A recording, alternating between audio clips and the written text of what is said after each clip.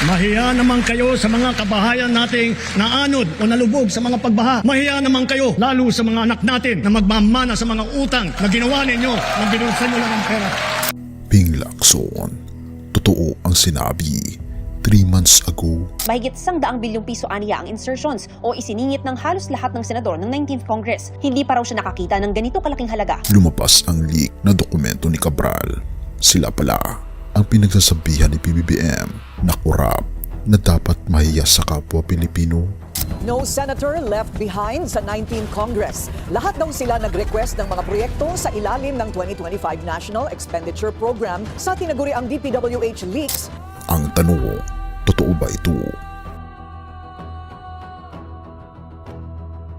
Mahiya naman kayo. Hindi pa raw siya nakakita ng ganito kalaking halaga. Nilalaman nito ang listahan ng mga senador na nag-request daw ng mga proyekto. No senator left behind. Ang DPWH leaks at ang galit ng Pangulo. Akala ng marami ay nagbibiro lang si dating Senator Ping Lacson nang sabihin niyang halos lahat ng senador sa 19th Congress ay may 100 bilyong pisong singit sa 2025 budget. Pero ang paglabas ng kontrobersyal na DPWH leaks ang nagpatunay na ang budget ng bayan ay naging parang buffet para sa mga mababatas. Mula kay Sani Angara hanggang kay Risa Hontiveros, walang pinalampas ang listahan. Sa pagtatapos ng video ito, malalaman nyo kung sino ang tila arkitek sa likod ng sistemang ito at kung bakit sinabihan sila ni PBBM na mahiya kayo sa inyong kapwa Pilipino. Therefore, huwag kayong kukurap dahil baka ang proyektong flood control sa inyong lugar ay bahagi pala ng bilyong-bilyong kickback. Mahiya naman kayo sa mga kabahayan nating naanod o nalubog sa mga pagbaha. Mahiya naman kayo lalo sa mga anak natin na magmamana sa mga utang na ginawa ninyo nang binulsan nyo lang ang pera. The prediction, ang babala ni Lacson. 3 buwan bago sumabog ang balita, inuulat ni Ping Lacson kay Senate President Tito Soto ang natuklasan niyang singit budget. Pero marami ang hindi naniwala noon dahil sa laki ng halagang sangkot. Ayon kay Lacson, mabuti na lamang at hindi pa nilalabas ang pondo. Therefore may pagkakataon pa sanang mapigilan ang korupsyon. Ngayong lumabas na ang sworn affidavits ng mga opisyal ng DPWH na kumpirma na ang sistema ng designated proponents kung saan ang mga mambabatas na mismo ang nagdidikta ng kalang porsyento bago pa man maaprubahan ang budget.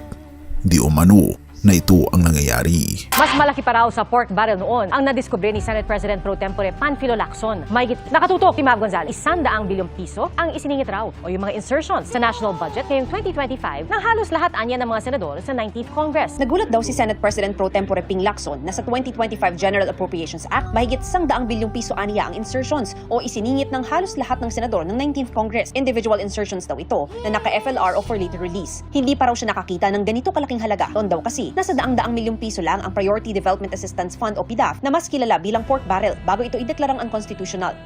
Na sistema ni Cabral ang arkitek. Sino ang utak sa likod nito?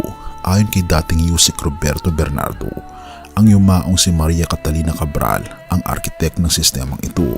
Si Cabral daw ang nakipag-ugnayan sa mga senador para sabihin kung magkano ang kanilang allocation kapalit ng mga titulo ng proyekto na gusto nilang isama. Pero ang trabahong ito ay dapat sana ay eksklusibo lamang sa mga opisyal ng DPWH. Ang partisipasyon ng mga politiko ay tinuturing na inappropriate intervention. Therefore, ang National Expenditure Program o NEP ay naging listahan na lamang ng mga pabor para sa mga makapangyarihan. It's a general rule with very little exceptions. It is Yusek Maria Catalina Cabral with the imprimatur of Secretary Mark Villar and later continued by Sec Manny Bonoan, who had control at the DPWH level to remove, include, add, deduct, or modify insertions of items in the NEP for infrastructure or those pertaining to DPWH. Yusek Cabral would tell me that she would communicate and meet legislators to inform them of the amount of their allocations and ask them for titles of projects that they want to include in the DPWH budget. The leak list. No senator left behind. Sa nakuhang dokumento ng Bilyonaryo News Channel, inaisa-isa nila ang mga senador na nag-request ng mga projects. Nangunguna raw dito si dating senador at ngayon ay DepEd Secretary Sani Angara na may 105 na projects. Kasunod dito ay si Senator Chis Escudero na may 34 na projects, Senator Joel Villanueva na may 30 at Senator Ivy Marcos na may 28. Sa patuloy na paggulong ng investigasyon sa flood control scandal, naging laman ng mga balita ang mga dokumentong naglalaman umano ng listahan ng mga proyektong ipinasok sa NEP at kung sino ang mga proponent o nag-request nito. Nilalaman nito ang listahan ng mga senador na nag-request daw ng mga proyekto at ang detalye ng mga proyektong ito para sa 2025 NEP. Maging ang mga kilalang kritiko at mga tahimik na mambabatas ay may nakalaang proyekto mula 1 hanggang 14. Pero ang mas masakit ay ang katotohanan ang mga flood control projects na ito ay tila ghost projects habang nalulunod ang bayan. Galit na binitawan ni PBBM ang salitang mahiya kayo sa inyong kapwa Pilipino noong siya ay nagsuna. Therefore, ang DPWH leaks ay hindi lang listahan ng proyekto, ito ay listahan ng pananagutan. Ang tanong, totoo ba ang listahang ito? Ano sa tingin niyo mga kaibigan? I-comment niyo naman sa ibaba upang malaman ko rin ang inyong saloobin. Ang isyong ito ng no senator left behind sa korupsyon ay nagpapaalala sa atin ng isang seryosong babala mula sa salita ng ating Panginoong Diyos tungkol sa pag-iimbot ng yaman sa maling paraan. Jeremiah 21 verses 13 to 15. Woe to him who builds his house by unrighteousness and his upper rooms by injustice. Did not your father eat and drink and do justice and righteousness? Then it was well with him. Sa madaling salita, nakakaawa ang mga nagtatayo ng kanilang kayamanan sa pamamagitan ng kawalang katarungan. Ang babala ng Pangulo na mahiya kayo sa inyong kapwa Pilipino ay may malalim na spiritual resonance. Ang hiya ay bahagi ng isang konsensya na ibinigay ng ating Panginoong Diyos upang malaman natin ang tama sa mali.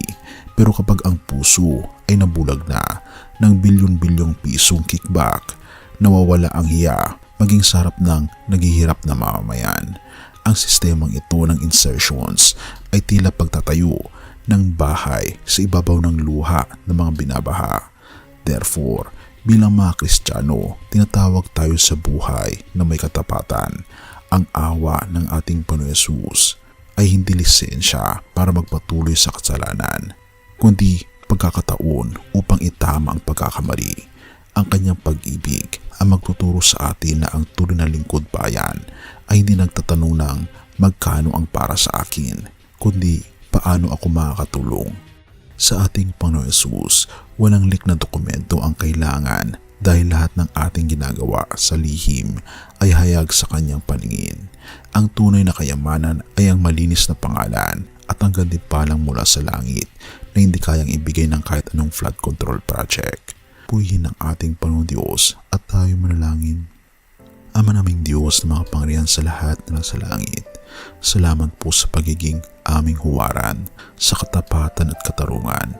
Idinadalangin po namin ang aming mga mababatas naway muling magising ang kanilang mga konsensya at mahiya sa iyo at sa sambayan ng Pilipino. Linisin niyo po ang aming gobyerno mula sa ugat ng kasakiman at turuan niyo po kaming mga mamamayan na maging mapagmatsyag at manindigan para sa kung ano ang tama. Naway ang kaba ng bayan ay mapunta sa mga tunay na nangangailangan at tulungan niyo po kami Panginoon na huwag maging mapanghusga. Bagkus Panginoon, tulungan niyo po kami maging mapagmahal sa aming kapwa mula ngayon at magpakailanman at patubayan niyo po kami at patawarin po kami sa lahat ng aming mga pagkukulang at pagkakasala. At salamat po sa aming Panginoon Kristo na siya pong aming tanging tagapagligtas na nabayubay sa krus dahil sa inyo pong pagmamahal sa bawat isa at sa kanyang pagmamahal sa buong sanlibutan. Pinupuri po namin kayo at pinapasalamatan o aming Panginoon Diyos at patnubayan niyo po kami at patawarin niyo po kami sa lahat ng aming mga pagkukulang at pagkakasala. At salamat po sa pagdinig ng aming mga panalangin sapagkat ito po ang aming samot hiling sa matamis na pangalan ng aming Panginoon Hesus. Amen. Bago natin ipagpatuloy kaibigan, siya nga pala ang Great Controversy na isa sa mga pinaka-kontrobersyal na libro dahil tumutukoy ito sa mga propesiya sa libro ng Daniel at Revelation na nagaganap na sa panahon natin ngayon. Bago ang pagdating ng ating Panginoong Diyos ay pinamimigay na namin ng libre sa pamamagitan ng PDF. At ito ay nasa limited lamang na panahon. Kaya i-click mo sa description sa baba upang ma-avail mo kaibigan ang napaka-importanteng libro nito na magbubukas sa iyo sa mas maliwanag mong hinaharap. Purihin ang ating Panginoong Diyos at tayo magpatuloy.